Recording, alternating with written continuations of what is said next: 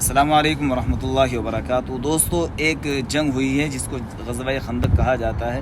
Medina Munawwara के अंदर इस वक्त हम मौजूद है और उसी जगह मौजूद है जिसके बारे में ग़ज़वा खंदक यानी एक खंदक वाली जंग कहा जाता है। दोस्तों, सामने का ये जो हिस्सा है, यहाँ कुफ़ार और मुशरिकीन यहूद व नसारा खड़े हुए थे और जिस जगह पर हम खड़े हैं ये नबी अलैहिस्सलातु वस्सलाम के ख़ैमे की जगह है। यहाँ पर माशाअल्लाह लोग बहुत से नमाज़ भी अदा कर रहे हैं। अल्लाह से दुआ अल्लाह पाक भी आपको यहाँ ज़रूर पहुँचाए।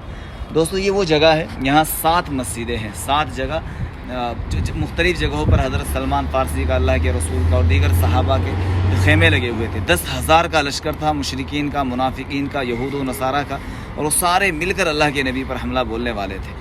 तो हज़रत सलमान फ़ारसी ने मशवरा दिया था, या रसूल अल्लाह, एक लंबी चौड़ी गहरी खाई खोदी जाए तो वो हम पे हमला नहीं कर पाएंगे और बहुत सारी मुश्किलात का उनको सामना होगा। अल्लाह के नबी ने यहाँ 3 दिन तक दुआएं मांगी। तीसरे दिन जाकर दुआ कबूल हुई और अल्लाह तबारक व तआला ने बहुत एक तूफ़ान चलाया।